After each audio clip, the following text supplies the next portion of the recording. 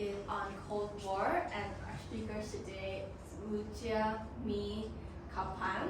And we also have a special guest today, which was our former history teacher too, Mr. Matt.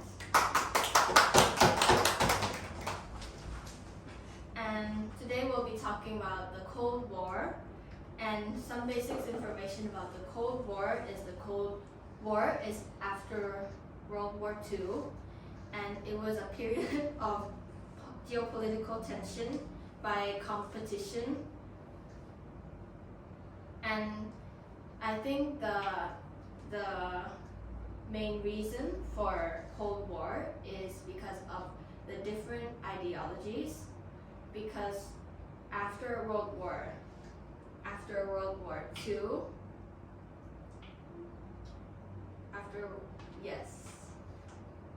and Yeah, so from what Wallace said about the ideologies, what Mr. Matt, what do you think is the main ideological difference between between United States and Soviet Union, which is the two groups in Cold War? Well, the biggest one would be the two C's, capitalism versus communism. And what country is capitalism? Capitalism would be the United States and many Western countries, and socialism would be, or communism would be the USSR, which then spills over into socialism. But socialism is a little bit of a spectrum. You have some countries that are more socialist, some that are less, but those would be the two major ideological differences. And then within those two categories, there are ideologies embedded and encamped within those two views of how it is that economies should function, how government should relate to their people. I would say the biggest ideological difference is that the Soviet Union believed that on the one hand, they would say that the people deserved the profit of their hard work. So the laborers of the country should be the ones that are taking the large share of the profit of the economy. But at the same time, every time where this is practiced, it seems that the laborers kind of get screwed, and the powerful political elite end up at the top of this hierarchy and take the majority of the lion's share of the profit. And I think that is because at the heart of communism is the belief that the people really can't be trusted to control their own lives, and that they need to be controlled by the state, that the state knows better what is for the people. So just listen to us, we will give to you what you need, we'll tell you what to believe, we'll tell you what to do. So there's a heavy state control, where in the West with capitalism, you have this idea of the free market, which is based on the fact that you believe people, if you just empower them, they can make the decisions that they need to for themselves. They can be responsible, they can be just trusted. And when you have an ideology like that, you usually end up with the power ultimately going to the people. There's a free voting system and things like that, because you believe that people ultimately have the ability to make decisions for themselves. Yeah. And I would also say that the reason it's called Cold War is because Cold War happened right after World War II, and during World War II, the Soviets and the US were allies in World War II, and they worked together. And so after World War II, it feels like they are going different paths and like against each other. So that's why they're saying like cold. And also, it's like during a hot war, you have hot metal flying back and forth. Like both are pointing guns at each other, so you've got hot missiles and bullets flying back and forth. But a Cold War is when there's not direct conflict, but you're fighting each other by making alliances with other smaller countries called proxy countries that are doing the fighting for you. So you'll probably get into that with your question. Okay, so But you're right, it all started after World War II. as we refer to the Cold War, as you said, it's not a hot war, it's like a battle, a gun shooting at each other. But what do you think is like a turning point of the events between during the war? Everything is very significant to the war. There are a lot. I would say it began very quickly after World War II when you have Germany being divided between East and West. And then from that point, you had an entire reshaping of Europe after the war, but you also had a reshaping of Southeast Asia because you have the end of colonialism, because the Japanese had gone into many of these Southeast Asian countries, and it seemed to be that their presence in the region was pushing out, you know, the Dutch and the British and the French. They were all leaving their colonies, and then after World War II, these countries now having a bit of a taste of freedom, even though under the Japanese they didn't have a good time, but they after the war they did not want these European countries to come back. So they're now independent and they're seeking their independence, and so there was a competition between the US and the USSR on gaining the loyalty and alliances of these countries. So that was a big issue, was there was a heavy competition between America and the USSR as to making connections with these new emerging independent countries and trying to gain their loyalty. And then not just gain their loyalty, but kind of be their sugar daddy in a way, which is, I mean, that's just a term that I'm using to say they will, if you're loyal to us, we will now give to you money and resources for you to be independent, but you have to stay loyal to us. And that is that you also have to end up fighting in these, a lot of these countries ended up having to fight in some of these proxy wars, like you have in Vietnam and Korea and things like that and other places. Now, Oh wait, but sorry. okay. I was gonna say a big turning point would probably have been, the big ones would probably be the Cuban Missile Crisis, which was probably the closest we've ever been to a nuclear exchange. The space race was huge when America did reach the moon first. That was humiliating for the USSR, and that really reshaped a lot of the dynamics. And but then you also have events like the Korean War, Vietnam War, and then the fall of Berlin in the 1980s under Gorbachev was probably the end of the Cold War. That was a big turning. As you mentioned, a lot of proxy countries, right? Since the first question and the second question. Can you explain us a little bit more about like proxy war, or like what is a proxy countries?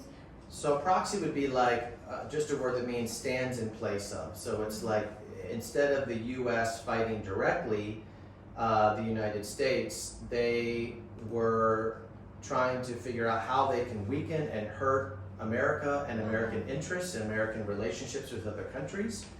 And so they would figure out, okay, well, the United States seems to have a political loyalty going on between the southern part of Korea. There wasn't a North and South Korea, but it just seemed to be that there was already a beginning to be a division.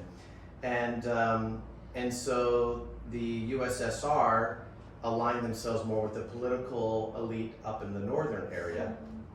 And so, and the same with Vietnam and other places. Cuba, they tried to, Cuba's very close to the United States, but when Cuba has an overthrow of sort of a political legacy left over from Spanish colonization, which was not good. I mean, it was not a very good situation in Cuba, and so that gave rise to the Cuban independence and Fidel Castro. But he very quickly was kind of bought by the USSR. They saw that this was an incredible opportunity to weaken the United States by getting, by allowing Cuba so close to the United States to be of a different ideology, to be communist. And so the USSR spent lots of money pouring money, resources, and then eventually weapons and missiles into Cuba, which was that was sort of like crossing a line for the United States when missiles were beginning to be, secretly imported, into Cuba. Is that like Cuban Missile Crisis? That was the Cuban Missile Crisis, yeah. And the United States attempted in the past to take over Cuba. That was called the Bay of Pigs, and it was a unsuccessful invasion that the United States had to try to take over Cuba and turn it from, away from the Soviet Union and communism, but it was unsuccessful. And because it was unsuccessful, that really hardened up the country against American involvement in the future. And even to this day, Cuba and America don't have a good relationship at all. Yeah, so next question. Are you prepared to answer some more Yes. question? Okay. So I heard you talk about the space race when I talk about like the turning point during Cold War. So my question about the space race is that how is it like influenced during the Cold War? What happened during that? Because I read just like some of it about the space race and it's kind of impact a lot of during Cold War. There's like some scientific exchange and stuff too, like science involved in it or something. Yeah, there's a lot of scientific technology and advancement that came out of this tension. Because when you are in a heightened situation for your own survival, you're going to look for that edge. And so if everything is peaceful, everyone's getting along, everyone just kind of lays back and they watch TV. And but when you feel like your survival and maybe the future of your own children is at stake, you will work hard looking for that technological edge, that edge that would be maybe technology or a weapon. Because if you think of every war, like if Napoleon soldiers had a repeating rifle that came later, they probably would have won the Battle of Waterloo, just having that weapon as opposed to the weapon that they had. So you can almost look at every single war and see, had that country had the weapon that came about 50 years later, everything would have changed. And so during the space race, it was really born out of the discovery that German scientists during World War II had developed rocket technology that was more advanced than what the USSR had and even what America had. And so after the war was over, there was really a race to get to these German scientists. And the USSR did grab a good portion of them and brought them over to Russia to develop their rocket technology and eventually their space program. And the USSR also collected as many as they could find and brought them to the United States. And there was one of them that was a German scientist, was a leading figure in helping America leapfrog ahead with their rocket technology. And so rocket technology that was used to send a rocket that can go up to space for astronauts is just as effective in sending an intercontinental missile up into space and then back down. And so there was an understanding that this technology is a double-edged sword. Yes, it can be used for space exploration, but it can also be used to destroy your enemy. So, Which means the space rocket thingy can benefit the society, but in another way, it can harm during the Cold War too, right? yeah, and if it wasn't for the Cold War, we probably never would have been to the moon that quickly. Yeah. Because that part of it was a point of pride. Whoever gets there first proves to the world that they're more advanced. And so there was a huge incentive to get there first. Okay, well, next question. What role did espionage and intelligence operations play in the Cold War, and how do you think they impacted international relations during and after the Cold War? Repeat it again real quick about what is it? What role did espionage and intelligence operations play in the Cold War, and how did they affect? So I can't say who, but I do know someone very an older individual who's no longer, he's passed away, but I knew him quite well. And he was part of that emerging early version of the CIA. And he was part of Army intelligence during the war. And he was successful in figuring out some criminal activity that was taking place in Berlin, Germany at the time. And so because of that, he got a knock on his door and they said, hey, we're starting this new group of people that are intelligent and have high critical thinking skills, and that was the Central Intelligence Agency. So he basically left Army intelligence and then got merged into this new emerging spy agency, and the USR was doing the same thing. Theirs was called the KGB. And for the most part, this individual told me that oh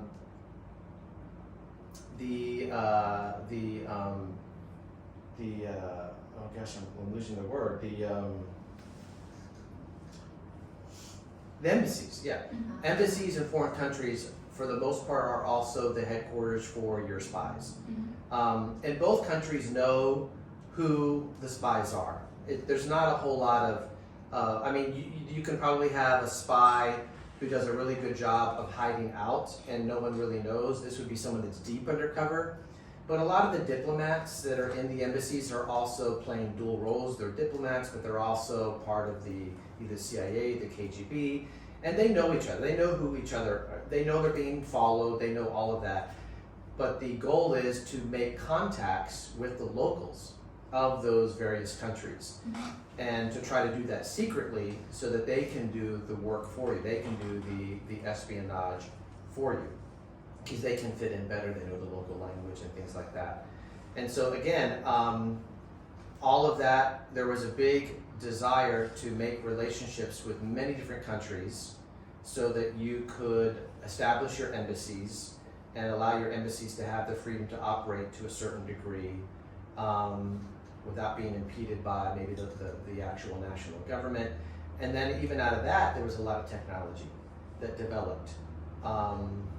Probably a lot of advanced technology, everything from microphones probably to cameras and other various gadgets that we just take for granted today probably were conceived during the Cold War because of espionage and agents needing these tools. How did the concept of mutually assured destruction, MAD, influence nuclear deterrence strategies during the Cold War? Well, I would say it's basic psychology. Imagine you're walking down the street and you are confronted by someone who is carrying a very big stick and you have nothing in your hands and he wants to take your phone. Well, he's going to advance towards you. Now imagine you look down and you see another big stick equal in size to his or to hers. Let's say it's a female. Okay, and so same size, female, your size. She has a stick, you don't. She wants to steal from you. She wants to harm you. But you look down and you see that stick. You pick it up. Now you have a stick of equal size. Is that person going to be less likely to advance against you and swing that stick at you, or more likely? Now that you have a stick in your hand, less likely. So it's just kind of basic psychology. So that's how it would. That's the basic underlying reason why both countries were seeking to develop not just atom bombs, but then nuclear bombs, and then eventually hydrogen bombs. So the hydrogen bomb came out of the Cold War, which is significant. People think a nuclear bomb is the most destructive, and that could be because of the radiation fallout. But a hydrogen bomb is significantly more destructive in its ability to destroy an entire region just through its just destructive capabilities.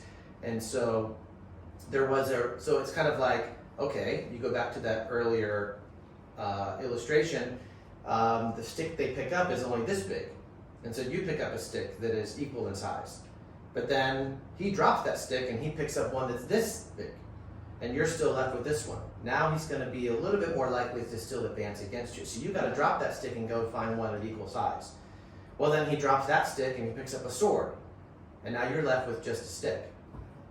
And then he goes and finds a bigger weapon. It's not a sword, it's a gun. Now you had a sword, now you gotta drop the sword and you gotta find. Yeah. So you can see how it kind of works, that every time there was an advancement on one side, there had to be an equal advancement on the other side, so that both countries knew if one uses the other is going to use the equal weapon, and it's just mutually assured destruction.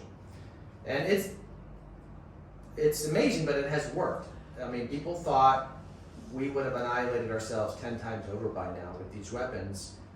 And it's very controversial, but I would say if we did not have these weapons, we probably would have had a direct hot war with the USSR already, if it wasn't for the fact that both sides have these weapons. If it was just conventional warfare, just tanks and missiles and guns. Mr. Matt, from the ideology you use, is that the same way that the MND thinks to do, or is like how the MND works again?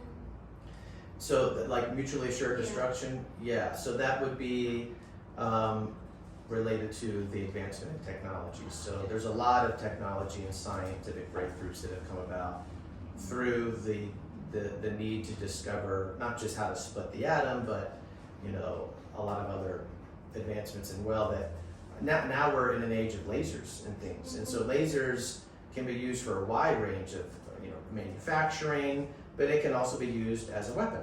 And so almost every invention that comes along is a double-edged sword. It can be used for the benefit of society, but also for the destruction of society.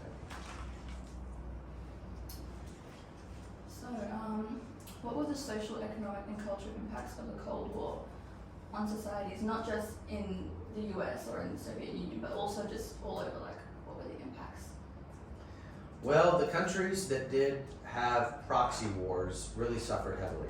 They lost, millions of people died through these proxy wars that took place. And so that's quite unfortunate. Although many of these countries have recovered.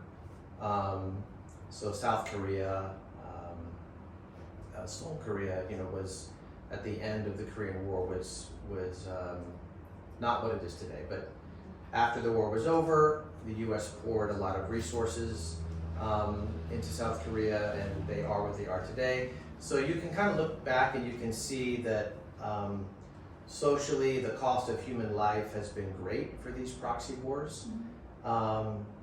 It's probably a big debate as to whether or not it's called the domino theory, which is like if one country falls to communism in Southeast Asia, it's going to hit all the countries. And you can see that is true to a certain extent. There were countries that did fall one after the other, so the domino theory was correct to a degree, but not to the extent that others envisioned that it might be.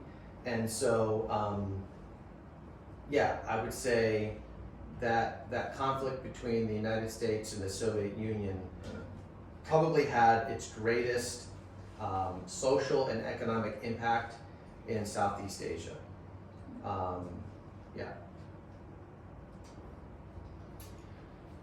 In your opinion, how did the Cold War affect the decolonization process in regions such as Africa, Asia, and the Middle East? So it would be after World War II, when you had countries that no longer were going to be receiving their old European colonizers to come back. There is this fervor for independence that took place in lots of different places, not just in Southeast Asia, but also in Africa. But Africa was a little bit more difficult, and I would say the big mistake in Africa was that lines were drawn on a map that were based on Western powers, in a boardroom, looking at a map of Africa making political decisions. Okay, we'll give you this part of land, but we'll take this part of land. And they're kind of dividing up land, but they're also giving some countries independence. Okay, well, we're going to give that country. You know, so decisions are being made in the West, and they're drawing lines on a map without any regard for tribal alliances. So one reason why there is ongoing conflict in places like the Sudan and other countries is that these countries, with their national boundaries, were drawn up by Western powers that had no understanding or knowledge of the actual history and conflict of these nations, because Africa was a country that had a very long legacy of tribal alliances. And so you would go back into your ancestry and realize, my great-great-great-great-grandfather was your enemy, so I'm still your enemy today. So that is still making Africa a difficult place for unity because of those boundary lines that were drawn that should never have been put there. And at the end of the Cold War, it's the Soviet Union that fell down, right? And it's a victory for the U.S. after the Cold War, right? Yes. After Gorbachev declared that the Soviet Union was going to be dissolved, you now have the emergence of Russia, and that's kind of where we are today. Although people would say with Russia taking over parts of Ukraine, invading Ukraine, there is a desire for Russia to regain its former glory under the Soviet Union, and people fear that we're heading towards another conflict because those Eastern Bloc countries that eventually got their independence after the Soviet Union fell are now, people feel they're under threat to be once again retaken by Russia, and that remains to be seen. So basically, that's the end of our podcast today. So thank you, Mr. Matt, for answering our questions. You're welcome. Very good questions. Very good questions. And see you next episode. Bye-bye. Bye.